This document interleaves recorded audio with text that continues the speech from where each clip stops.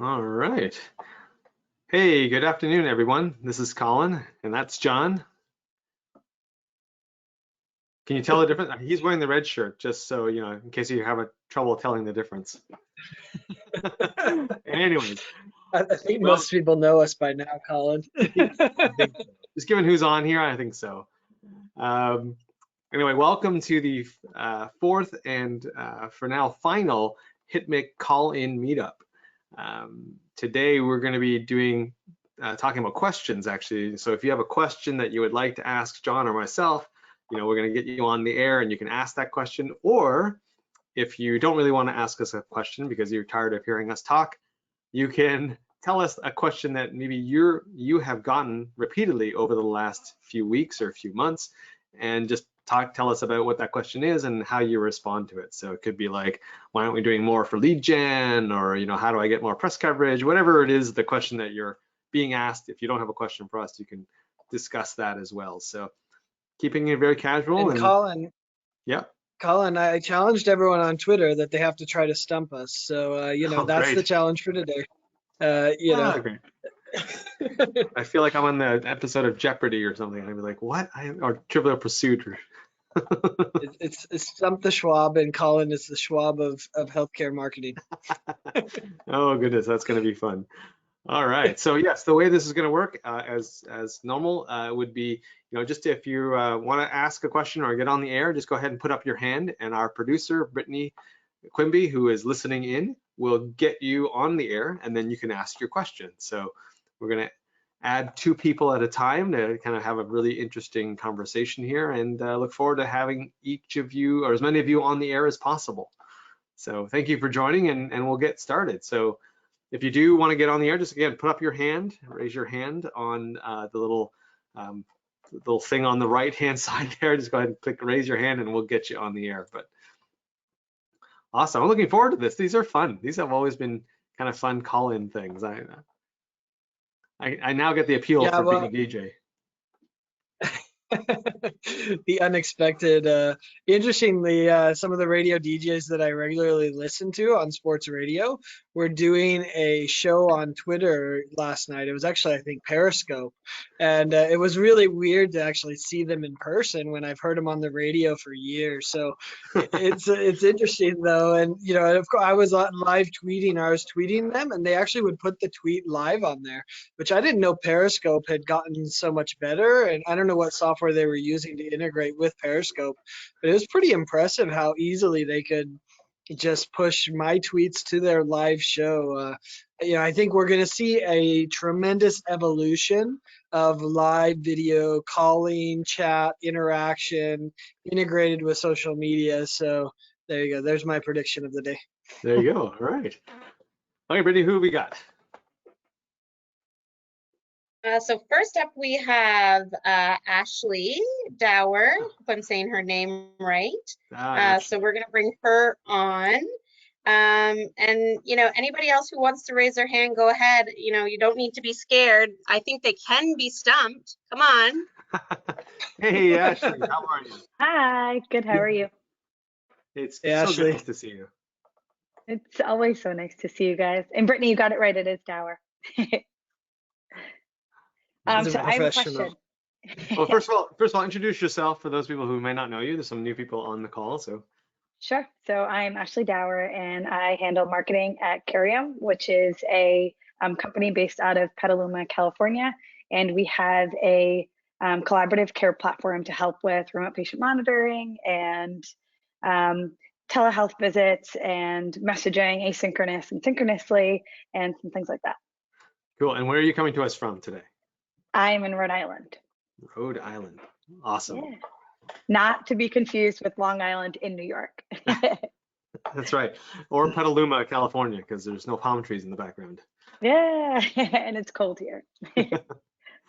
What is your question, Ashley, or talk to us? So my question is related to pitching. So I'm interested to know, I find that I always have the most trouble writing my subject line because I'm like, I want to know like what's going to get their attention and not get lost in the shuffle of everything else.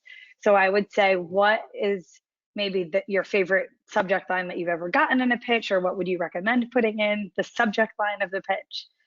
That's my question. And you're talking about a pitch for media coverage. Is that Yes. the pitch you're talking about? Okay. Oh, interesting. I think John's more qualified to answer this one because he's been doing this for years. But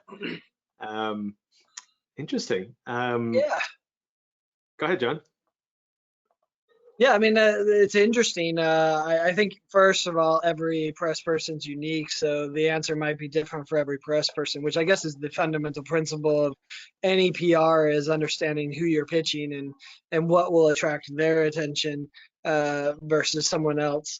What's fascinating, your question is really interesting to me because there's been 3 or 4 times this week where I would get a pitch and I knew it was a pitch either by who was emailing it or just I don't even know how I knew exactly. Now that I think back, but it's like, oh, there's a pitch from someone. It was because of a long subject line or maybe who was sending it. I'm not sure exactly, but ironically, I like opened the email and I'm like reading through the email, and then I've said to myself, literally as I'm doing it, I'm like, what was the subject of this? And then I'll go back and actually read the subject line.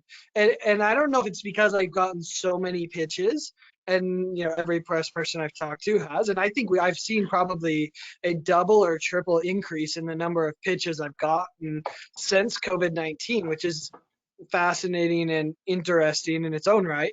But it's like, I would start reading through and then I was like, wait, what are they trying to pitch? And I'd go back to the subject line. So it was just really fascinating to me that I almost don't care what your subject line is in some regards, right?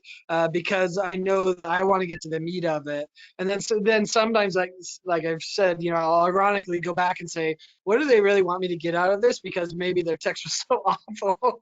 I'm like, what are they trying to get to, right? So but I don't know. I think you got to just play with it. But I think anything personalized, right? Like if someone said, I can't wait till we can have cannolis together, right? Which would be something you could pitch me. And if I saw that, I'd be saying, what's Ashley doing? Now, if you have that subject line, you better lead off with something about having cannolis together and how it sucks being separated and all that, and then say, hey, and I just wanted to let you know, we'll have this great whatever, and then you can certainly pitch as well.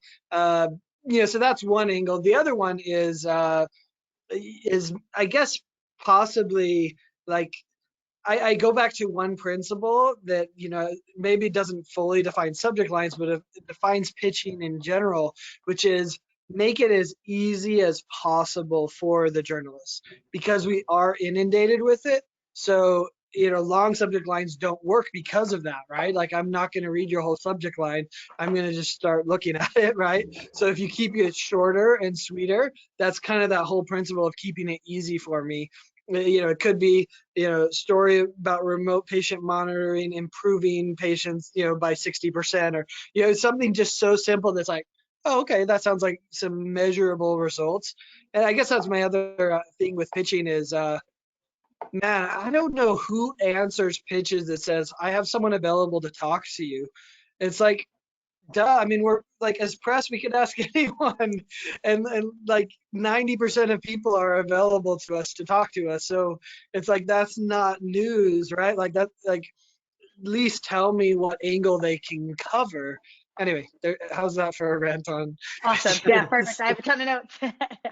Yeah, I would say I would echo a couple of things that John said there. For me, not having been in the game as long as John has, but definitely a personalized subject line. So if you know the journalist, that definitely helps. So in a weird way, it's actually a turn off the other way. So if we know each other and then I get a bland subject line and then a form letter or a form email, it's kind of like, hey, well, like we know each other, we've had dinner together, or like at least put something in there, right? So a personal email subject line would work. It's like, hey, Colin, here's a great, maybe an interesting story, question mark, so at least I go, okay, it seems like we know each other. Then as soon as I open it, if there's some personal sentence even that says, hey, last time we saw each other was at this event. I've got a story. Here's the gist of it. What do you think? And so that would work. The other way, if we don't know each other, would be, as John was saying, just to at least give us an idea of what it is that you're pitching in the subject line. So the subject area is key, like patient experience or patient communications, or like don't add the adjectives like amazing, you know, totally best selling. Like we don't need that. We just need to know, because then it's based totally on topic, right? And so you're really trying to catch us at a moment where maybe we want to cover a little bit more around, you know, RCM right now. So, you know, you're in the subject line RCM story, and then like, yeah, like John was saying, 60% improvement or 45% reduction in time or something like that.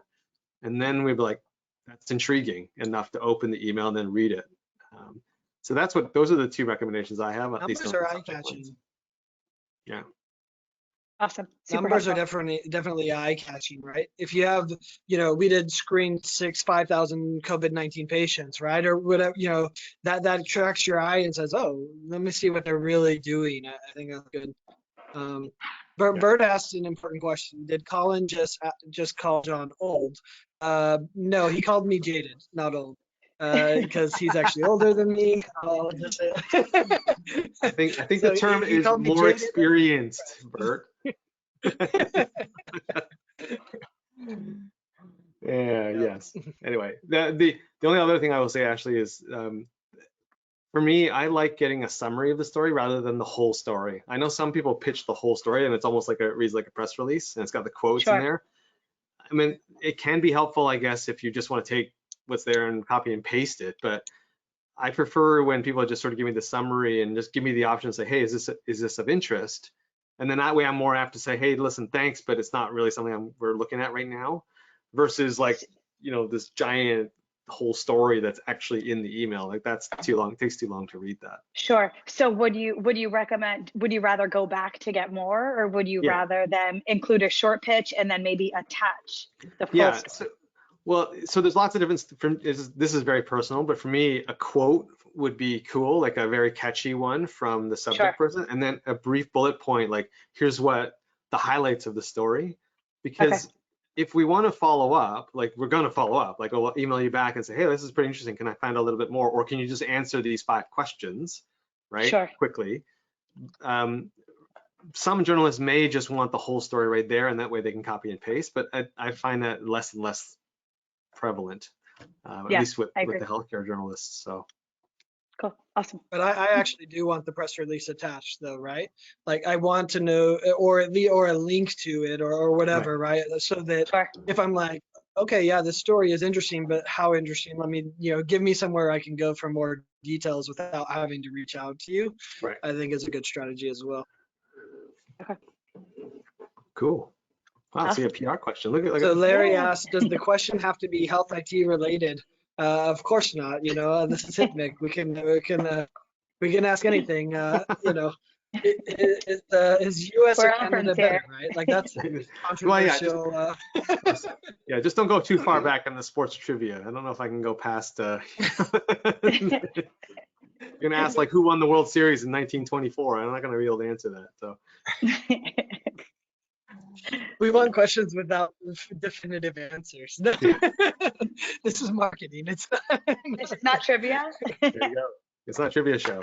No, but awesome. That's a good question, Ashley. Thanks for asking that. Thanks for having me. Yeah, it's good to see you. All right, Brittany, who we got next?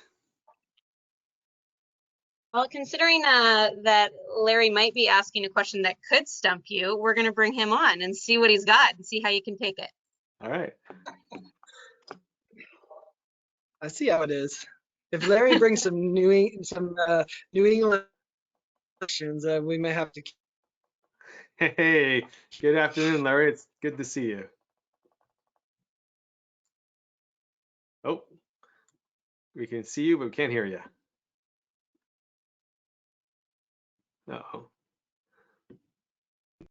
Let's see. There we go. All right. Someone had muted you guys better. Okay, there we go. So, how you doing, sir? You know, big time fan. I'm doing well. How you guys doing? Good, good. So just for the people for the new people on the show, introductions. Sure. My name is Larry Kaiser. I'm the Vice President of Marketing for Optimum Healthcare IT. We're a full-service professional staffing and consulting firm based down here in Jacksonville Beach, Florida, where it's a lovely 85 degrees today. I am totally jealous, given that it's about 60 degrees outside today. Well, it's going to be 70 tomorrow, which I'm happy about. Nice. So the follow-up I had from what Ashley brought up, which was kind of a similar question I was going to ask in general, is from looking at a story or a topic that's interest versus just a press release that a company is releasing, do you view that as two different things? Like for example, well, I can call it real time. John, you're probably going to get an email from me in a couple of weeks with a really awesome press release from a first of its kind industry done project. But all I have is a press release. I don't have a story around it. I can, the story is what's in the press release. So do you pitch that differently? Obviously, I'm going to send it to you anyway, because obviously we're friends and we work together a lot. But do you consider that to be a different type of pitch than a story, a more detailed, type of article type of thing? So I missed part of it. I think my internet may not be so great, but I think I got most of it. So I don't know if you saw my Twitter rant, if you will, or tweet storm. That I wrote something like I said. A lot of times a PR press release that I get that says like, oh, here's a partnership or here's a new feature. To me, that's not a story in and of itself. And that's not to say that I don't want to get it. I enjoy getting it because it gives me a dot in time that tells me, oh, okay, they announced this partnership, but then share that I like to write about dots. So for me, the dot is, hey, here's the announcement that we have this great partnership with this, or we have a new feature that allows telemedicine to do XYZ, right? Or whatever it might be. That's a dot for me. But then you need to draw the line for me and send me a press release 2 weeks from then that says, hey, we launched that 2 weeks ago or a month ago or whatever the time frame is, and then draw another dot for me that says, hey, we rolled it out to 200 clinics and we saw 5,000 patients that had satisfaction scores of this or whatever, right? Whatever it improved productivity this much. Now you've drawn a line that says, okay, I had this implemented and we saw results. Now there's a line. And then to me, that's the story I want to write about, is about that trajectory. So anyway, I stole this from a guy named Mark Suster, who says he invests in lines, not dots. For me, it's the same. I like to write about lines, not dots. So think about it that way. Now, if you can draw the line for me in the initial press release that says, hey, and this takes some vulnerability, which you guys know for me and HITMC is an important thing, right? But if you want to be vulnerable and say, hey, these customers before had 50% inefficiency, they had bad whatever, that, and now with this solution they're able to do this. Like, then you're drawing the line for me in the pitch itself. So anyway, that was kind of how I frame it around, how do you really write the whole story? Think about it as this lines idea. Yeah, I also like that. Larry, that there is a difference in my mind between the two things. So a press release is something that it's a piece of news that you're going to share with the world anyway, right? You have a press release, obviously you're going to share it with the world. So there, it's a bit of an urgency on our side as a recipient of that to go, okay, well, if I find something interesting, if I want to be part of breaking the story, then I will need to do something almost with it right away. But if you look at a COVID situation where at the early days of the pandemic, there wasn't really a lot of press release going on. It was really more like, oh, like I have an expertise in this area, or I have an opinion about this area. So I might want to pitch a story around, hey, like I got this nurse practitioner who's been a nurse through the Ebola situation. Would you like to speak with her? Because she could probably talk to you about some of these things that might be happening. Like there, you're not like press releasing something. It truly is just a story or an expert you're making available. So there are times where that works too, right? But you have to, in those situations where you're bringing forward an expert, you do have to bring forward them in a unique aspect. Like, for example, right now, bringing forward another telehealth expert's probably not going to fly, right? There's so many stories already written about that. But as we start to get into now the recovery, if you can bring forward someone that's going to talk about I don't know, like how do you handle chronic patients coming back into your healthcare system or flooding the healthcare system? That kind of an expert would be pretty interesting to talk to right at the moment, right? So you can pitch both. I do think them are very different. Majority of the time we do get a press release along with something, and that Okay. Yeah. But as John's saying, being able to draw a story beyond the press release is what is frankly more interesting to write about and for people to read. Makes sense to me. Okay, well, I appreciate that. And then I'll give you the stumping question today. Shoot. What? Oh, go ahead, John. Yeah, let me add one, and then we'll take your hard question. I would just say, yeah, you know, like to me, at least this is my own take, and I think most people are similar. You know, like if you offer an expert that has a perspective on something, don't just say, hey, I have this expert that could talk to you about these three. It's like, just say, right? Like, Oh, John, you're breaking up there. I can judge. Is he breaking up for you, Larry? Yeah, all I see on the camera is pixels. Yeah. John, you're frozen now.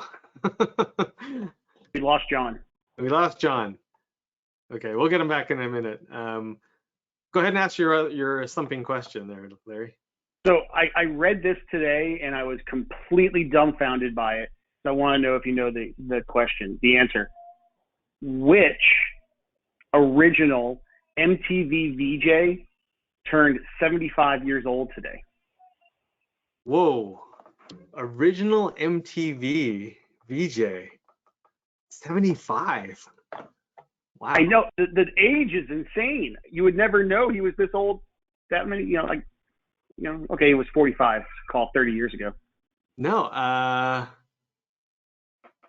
God, I don't know. It's not Carson. He's younger than that. And was he an original? I don't know who Carson Daly wasn't an original, no. No, I don't think he was an original. Who is it? Kurt Loder. What? Kurt Loder, 75 years old today. Holy crap. I did not know that. I thought he was a lot younger when they started. Me too. I read that this morning and it blew my mind. Oh man, that's crazy. That you stumped me on that one. I did not know that. That's pretty cool though. I didn't expect you to get it because I only learned it this morning, but I just thought it was interesting. Awesome. Hey, well, Larry, thanks for being on the program this week. We'll see you soon. Appreciate you having me. Yeah, all right. Good to see you. Cool. Take care, guys. Let's bring on the next couple of folks. All right, so we are going to bring on our friend Claire Farr and Bert Rosen. Oh, Claire. Come on Bert. down. I do feel like I should have like hi, sweetie. Oh.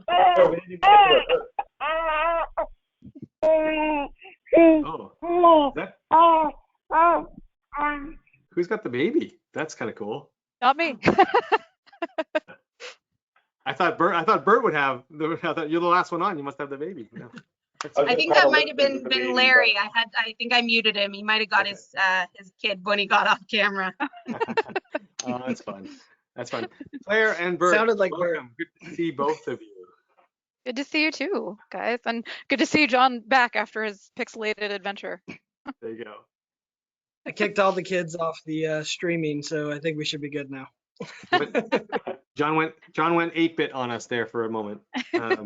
So, all right, Claire, where are you coming to us from, and maybe give us a quick introduction.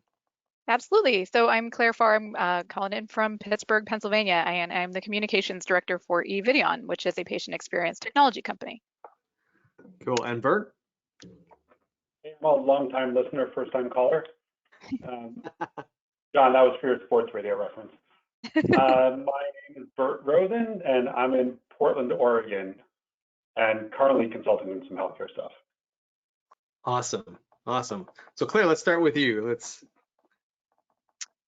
Okay.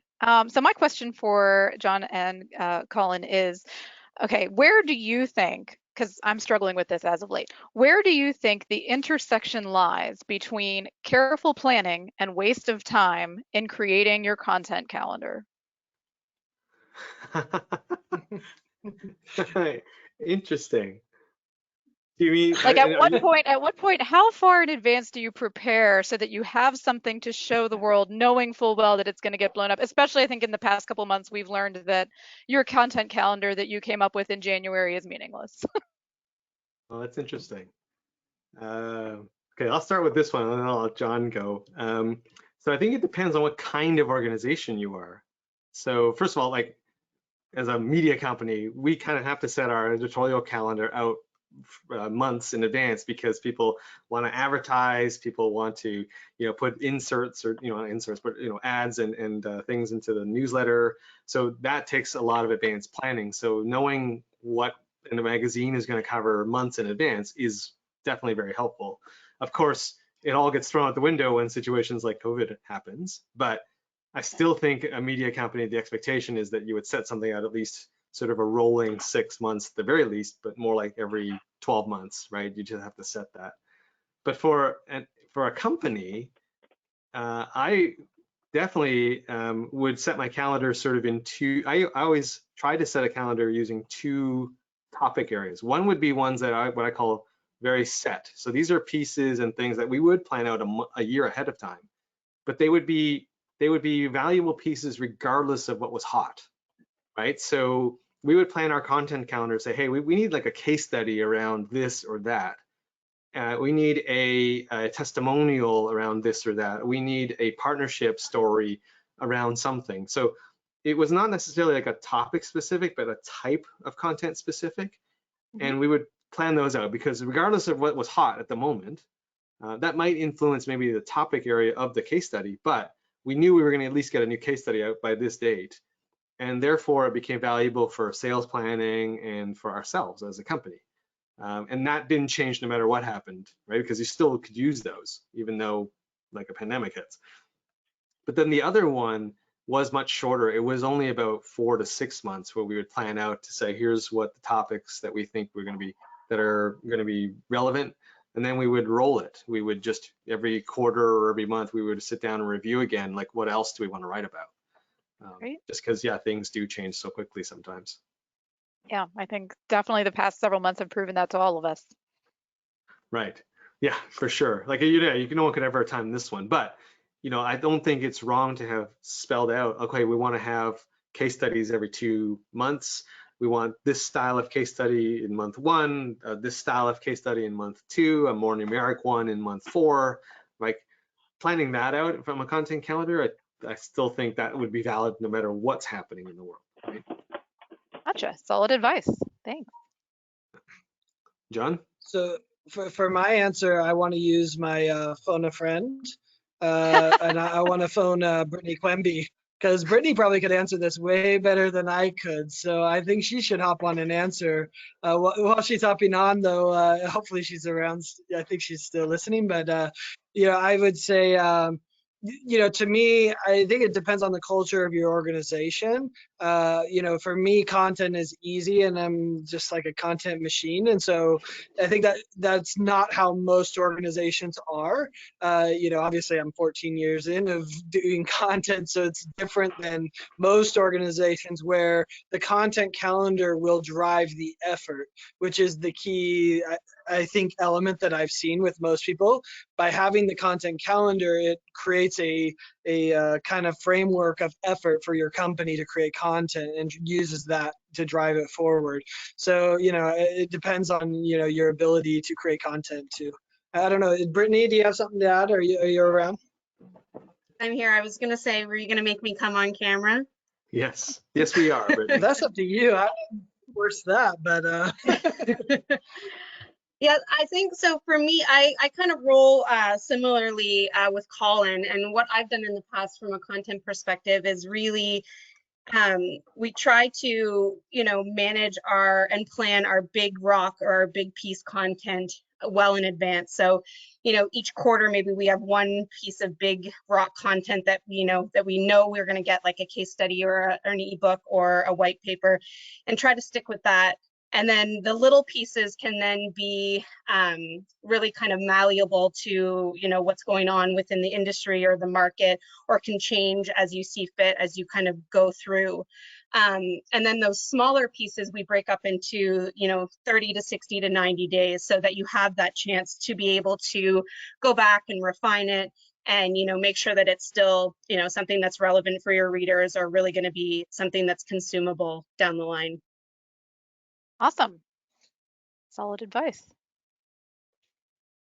Thanks, guys. Right. Yeah, no worries. Well, you can stay on. Stay on. Well, let's go over to Bert and have him ask. Thanks, Brittany.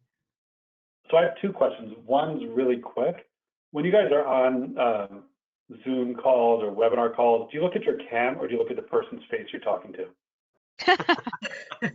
Oh, that's a good one. I wrestle with this all the time. So what does it look like? Yeah.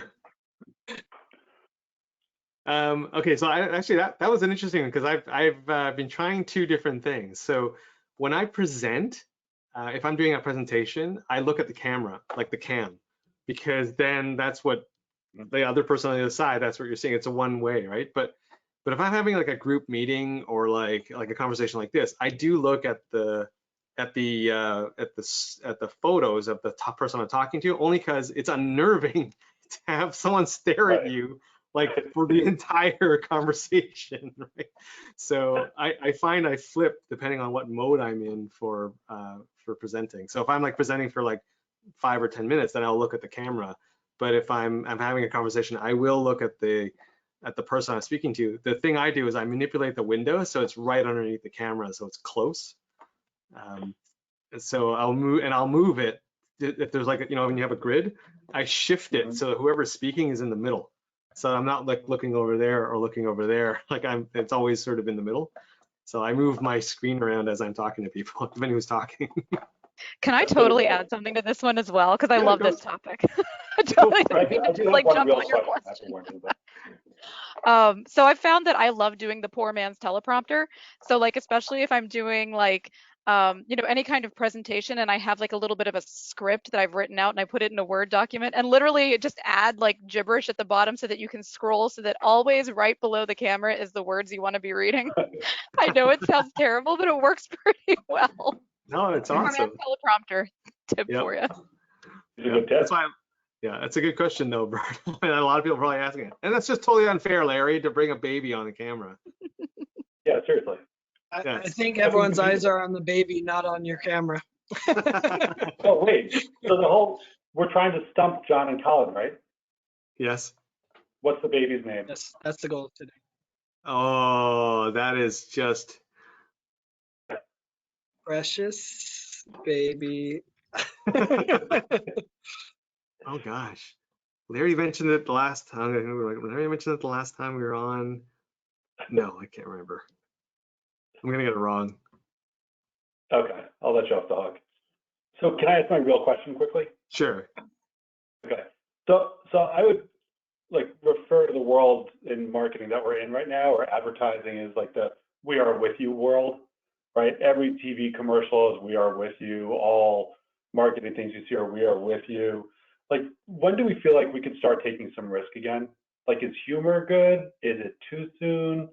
Like, do you guys feel like you can take marketing risk right now and try to break out and be different? Do you feel like you have to, have somber piano music with a whole bunch of people looking at you individually and babies hugging their grandparents? Or like, is there, I mean, that's a little bit more consumer than most of us do, but I don't know, like, what do you think? If you saw somebody launch a campaign tomorrow that was really funny and just played at the situation we're all in, bad timing, good timing, different?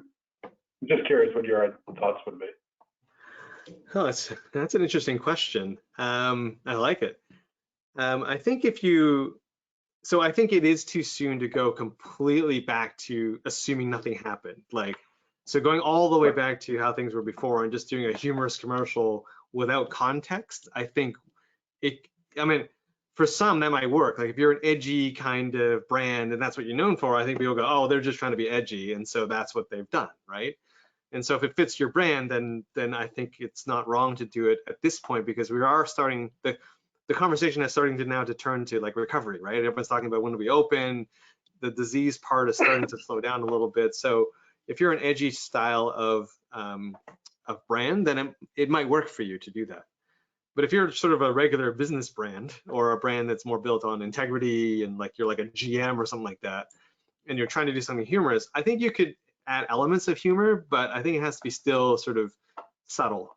Or you'd really preface it by, I've seen one commercial where they go, hey, we want to give you a little bit of levity right now, a moment of levity, right, amongst all this stuff. And they just showed a funny, an animal falling off a ladder into a bucket of water or something. Like it was just something like that. And it was just sort of like, hey, we can't wait to get out of this, get back to the real world too. Like, so it was funny and it was memorable, but it wasn't like piano music and we're all together. It was just a moment of levity, right?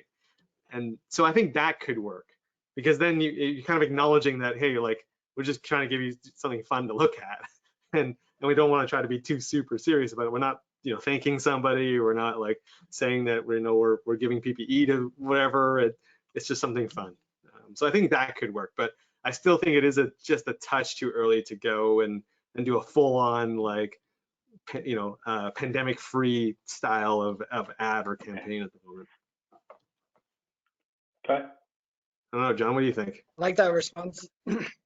Yeah, first of all, the baby's name is Charlotte, but the question is interesting. And I tried. That's true. Ask him. Check it.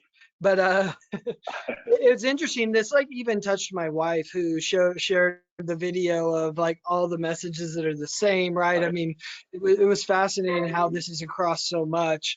What's interesting, I think, in our case is that I think you do have to still be careful, like Colin said, about being too far or too funny or too out there. But I still think that there is a place to not just be, hey, we care about the workers or we care about whatever, and to do more, which is I can be useful to you right now, right? So I think, and I think there's a fine line between those two, but I think there's a lot of healthcare organizations that need help and need the solutions that many in the HITMC community can offer. And I think it's fine to do that, right? And I think you do want to be careful, right? Because you don't want to come across as arrogant, or you don't want to come across as taking advantage of the situation. But I think, if you walk those fine lines, I think you can say, hey, we have some solutions that are helping people and we want to help more people, right? So, I think that, anyway, it's a tough balance for sure. Okay. Awesome. Good questions, Bert. Good questions, Claire. Thank you for being on the show. It's so nice to see everyone's faces. Nice to see you guys too. Awesome. Brittany, who have we got next? Next, we are going to bring on Beth Cooper. Oh. Come on down. Yeah, while Beth hops on, Dennis asked a question. He said that, that it's been challenging keeping up with all the news and the reporting. How do you keep up, Colin? Well, I have CNN and CBC on TV in the background, but no, I mean, at first I read everything. Like I just would skim the titles and read the stories I was most interested in, and just carve off like a couple hours a day to just read and soak that stuff all in. After a while, of course, that gets really tedious because a lot of people say the same things, but now it's just back to normal, but just being selective. And there's certain editors, certain writers that I focus in on, like always interested to know what certain people are thinking and keeping up. And so I know it's not really an answer, but I use Google. I set up a special Google alert for COVID type stuff, and I've gone back and modified that as I've become more and more zeroed in on specific areas of the pandemic that I'm interested in. So I have a Google alert set up for that, so I can start to filter stuff. But that's kind of how I keep up with things. How about you, John? Oh, we had Beth, then we lost her. Oh, she'll be back, I'm sure. Yeah, I mean, I use social media, right? I mean, that's how I was doing it before, and it's proved out those efforts before are paying off now in getting me good info and a widespread effort. So yeah, that's been my approach. Awesome. Hello, Beth. Nice to have you on the program. Everybody. I was actually raising my hand today in moral support of Corey, our new team member, who I convinced to raise her hand. So I don't know. if we want to bring Yeah, her let's on. bring Corey Let's on. bring Corey on. Sure, let's bring her on too. Sorry, Corey. Sorry, not sorry. Hi. You'll be here in solidarity with Corey, huh? There you go. I think you have to make sure you click your microphone and your camera, Corey. And camera. Okay. Oh, Hi. there we are. Awesome. Hello. Welcome to the Welcome. HITMC community. Thank Oh, you. so you're already in. I told you. Awesome. So where are you coming to us from? And what's your new teammate number? So what's your new role? Sure. So I'm an account executive at K&B Communications, and I'm coming from Delray Beach, Florida. Oh wow, another Floridian. All right. Yeah, it's pretty nice down here. Yes, Can't complain. totally jealous of your weather. So that is because it's still like apparently it's still fall up here. Yeah. Yeah, Where are you it's coming from? It's mine. I'm based in Toronto, so yes, Oh, nice. Okay. past the Arctic Circle apparently. So That's funny. It's actually really funny because I'm new to K&B Communications, and I've read I've read your publication, and so I recognized your face, and I was like, I think I know who he is. well, awesome. We're glad you're here. Thank you for reading, and thank you for reading our publication. We appreciate it. So what's a question that you have, or what is a question that, what? One of them is a little bit of a softball, which is how can Corey become entrenched most quickly into the HITMC community, especially before virtual HITMC next week? Wow, okay. John, why don't you take that one? You're the best way is to hop on Twitter and go through the HITMC hashtag and connect with the people, reply to them, respond, follow, etc. So I think that, not all conferences are that way, but the HITMC conference was largely built on Twitter. So most of the community is involved there. So that's the first way. There's a pretty good LinkedIn group too. So you can go and see who the members of the HITMC LinkedIn group are and connect with people that way. Yeah, I'd say that's the best one. And then, the other one is we'll offer, if you want to do a guest article, sharing some knowledge, we'll put you on HITMC and then everyone will know you. there you go. That's awesome. Corey's an excellent writer, and she actually has her master's in healthcare communications. So it's very specific. Wow. That might be a good article. No pressure. That would be cool. Yes, that would be a great way to, of course, also when we're back at it, coming to the in-person event is a great way to meet everyone and become ingrained. And then of course the meetups that we hold whenever there are other events, we usually try to get the HITMC community together at MGMA or at HIMSS and other conferences. So when those come back, and they will come back, that would be a great way to get ingrained in the community as well. Corey, I see they're asking for your Twitter handle, so maybe you can type that in after we get off of the air. Yeah, sure. Definitely. Yeah.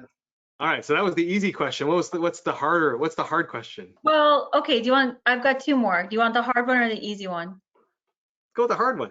Yeah. Okay. So how much of your own opinion or own slant do you think is okay to put into the content that you produced? Even marketing content, and I would also love to hear you comment based on your own brand and if you're managing other brands, because it's something that we talk about a lot in terms of representation and sort of policy considerations. And so I would just love to hear your take. Oh, that's an interesting one. Okay, I'll start and then I'll let John comment. So I think for me, it depends on the story that I'm writing. So if it's more of I guess a factual historical piece where I'm trying to write about why something has come about, then I try not to put as much of my own opinion in because it's more around the facts, the figures, the timelines, and so forth. Similarly, if it's like a story around, a case study, if you will, like someone has achieved a really impressive improvement and we're reporting on that, and there it's less opinion and more again about the facts and what happened. So there I might add something at the very end to say, oh, I'm impressed by this, or I found that really cool, or I think this is really a harbinger of something to come, that kind of stuff. but I reserve it for like the very end of the article or very little. But when it's a piece, let's say on like the interoperability challenge that we're facing, or like why is there no funding for this, then it definitely is very skewed and biased, because that's just the nature of the piece, right? But so that's on this when I was writing for blogs and even before coming here, like that's kind of the approach I took. But of course, if it's a company piece, like if it's a piece for the company, then there was obviously no opinion and no personalization being put in. If it's a piece that was going to be used by like salespeople, for example, it was all just facts and figures. It was all done in that sort of New York Times style, where it's just about the story and the facts, nothing added in terms of editorial. John? Yeah, I mean, I would add that it really matters what the culture of your company is. And I think that will determine how you approach it. You know, I was thinking back through, and it's like, if you have Jonathan Bush as your CEO, guess what? You have no option but to provide a lot of opinions and you know, and be kind of out there in what you're doing, because that's the culture of a company that Jonathan Bush creates and that he defines, and that's who he hires and all of those things, right? So I think the company will determine what it is. You know, what's interesting though is if I think back to the most successful campaigns and companies that have done it, I think most of them do come with a strong opinion. You know, often led from the CEO level, who says, hey, we need to have an opinion. I think of SRS Soft, which has been acquired by Nextech, but the original CEO and co-founder of SRS Soft, he did this amazing job with content on his blog that was like not even opinion per much, but perspective, right? It was this real thought leadership perspective about what was happening and what was good and what was bad about it. And he did a phenomenal job positioning their organization with that real mix of opinion and perspective and insights. And I think that almost every company that's been good at marketing has had someone like that. And, you know, like I tell a lot of people, like, that's not the only way to build a company. You can build a company through a pure sales driven model, where it's the personality of your salesperson that goes and drives a lot of the sales. That works too, if that's how your company is built, if that's how you want to do it. But, you know, my experience from the marketing driven companies that support sales, right? Of course, you need the salespeople, but, you know, is that they do come with stronger opinions, stronger perspectives on what's happening, because that will get you the coverage that you need, that will give you the exposure you need, and drive a lot of it. So yeah, I mean, the real challenge though is saying, who is my company and how much effort would it be to change to that, or should I not? I mean, we had a great presentation at HITMC about, you know, sales driving the marketing, because that person realized, hey, I'm fighting an uphill battle, so I just need to, I don't know if capitulate's quite the right word, but I need to just embrace the salespeople and what they need and have my marketing support that, rather than, you know, going outside and doing more of the personality driven or whatever type of marketing efforts. So yeah, I'd say it's culture of company. Cool. Awesome. Well, last one was, what is your favorite topic at Virtual HITMC that you're looking forward to? Is that a question for Corey? Is Corey gonna? Well, no, she's obligated to say the one that Chintan's a panelist on. Oh, is that what she's obligated? Besides that one, which one? Yes. Yeah, besides the one that Chintan's doing, what other one? Oh, I think we can bring Chintan on too. I think he's on the call also, if you want to add even more people on. Let's see. So I would say the one I'm looking forward to the most, I'm actually looking forward to hearing the perspective from our, I guess he's the leading story around like the, oh crap, I just had his name on the top of my tongue, but he's been through this before with the Ebola virus. I'm looking forward to that one, because it just, you know, he's a provider, he's a former provider, and he's kind of been something, he's the closest to have gone through something like what we're going through now. And to hear his perspective, I think will be pretty interesting in terms of, you know, are we ready to, like the question that Bert asked, are we ready to start marketing yet? You know, what works, what doesn't work? Are people so heads down they don't even care about what you have to say? I'm interested to hear his perspective on that whole thing and what happened back, a couple of years ago. Yeah, that's Paul Zablowski. I think Paul it's, Zablowski, that's right. so you can check out that session. And we should bring Chintan on. So Britt, if you want to add Chintan, we should bring him on and make it a bigger party. I'm actually looking forward to the unconferences because I always love the unpredictable. So That's very true. Those unconferences will be kind of neat. It'll be a free. Oh look, we have another baby. The new baby. Oh my goodness. Well, she just stole the show. Look at that. how old? She is 7 months. 7 Wow. months. And I know her I name. was I asking forgot what her, that was like. I asked her whether she wants to go into marketing or sales, but she's still undecided. I want to be a doctor, so who knows? There you go. There you go. That'd be good. Got Oh, options. this is so cute. Awesome. So which one are you looking forward to, Beth? And you don't have to say Chintan because he's on, even though he's on. You can say something else. We've already offered Chintan's as the first one. The second one. Yes. I'm honestly this is my first my first virtual conference that I'm attending. So I am really looking forward to just seeing how it all plays out and seeing the interplay of it. And I know it won't be the exact same as like seeing you guys in person. I'm wondering what the happy hour events will look like. So that could be an interesting part of the conference. But really, I'm really just looking forward to how it all plays out. And like John was saying, also, I always love the unconference sessions. So that probably will be a big part of it for me as well. Awesome. Chintan, what about you? I think it'll actually be interesting to see how many folks join. I'm actually curious about that because I think there have been a lot of these virtual conferences over the last 30 days or so. And I think it'll be, we at some point over the next maybe month, 2 months, I think we're going to cross a little bit of a threshold where people, a little like sometimes webinars can become a little too frequent. So I think right now people still feel like it's an important thing to join. I think you guys are positioned well, planned it properly at the right timing, right? Yeah. But I think it'll be interesting to see how much interaction we can have on a quick basis because, and I previewed some of the questions you guys asked. I think, not to give away too much what I might contribute, but I think the quick interaction in the dialogue that you can have in person is different over video. There's lags, there's, everyone's kind of nodding, but that's sort of the extent of it. It's hard to get a quip in, or it's hard to make a kind of funny kind of comment. Sometimes you hold back a little more often than you do in person. Right. Oh, good point. Good point. Corey? I would definitely say what Beth and Chintan said. You don't have to be nice. It's okay. Like, we can mute them.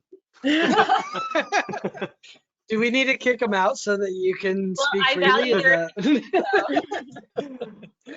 Awesome. It is recorded. I'm sure she'll be throwing us under the bus.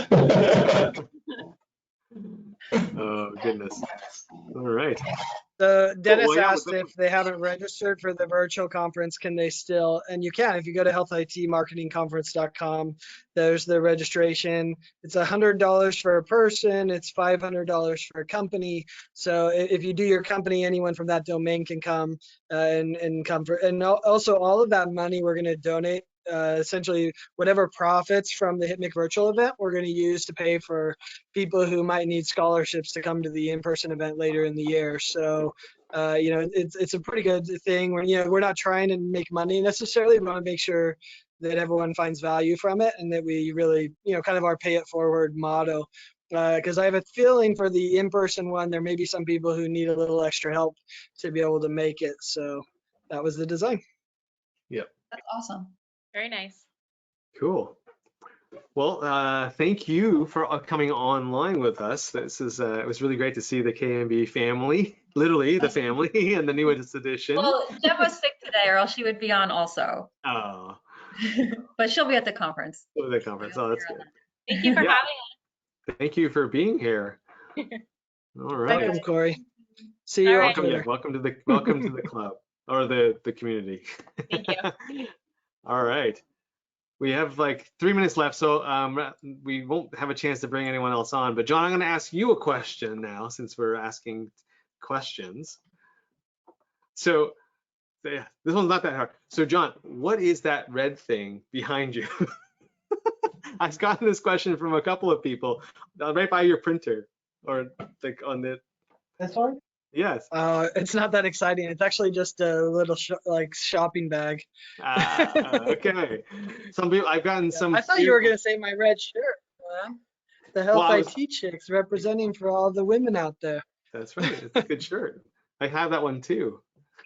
I don't look that good in red. No, that was my tough question for you, because I've had that. Actually, I had that asked of me a couple of times. Hey, can you ask John what that thing in the background is? I want to know. It's because it looks like a mug, and some people are like, is it like a giant mug? Is it you know? Look at that. I think they were actually from gifts you gave me that I just kept because I want to give a gift in the future, and yeah. that does look like the things I normally bring my the maple syrup in. So Yep, anyways, sure.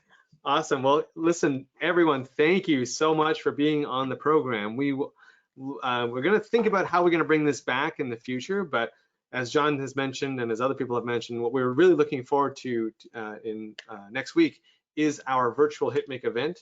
So a little bit of a plug there. So it's happening on Tuesday and Wednesday of next week, and it starts at noon Eastern and runs until 5 o'clock every day. We have hour sessions in each hour block. You don't have to sign up for the whole thing. You can just sign up for the one that you really are interested in, or the couple that you're interested in.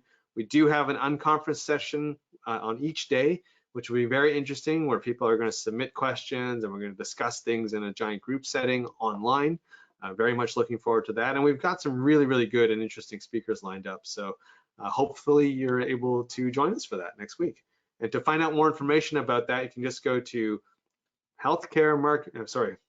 I'm going to get this wrong now, John. HealthITMarketingconference.com. There you go. That's right.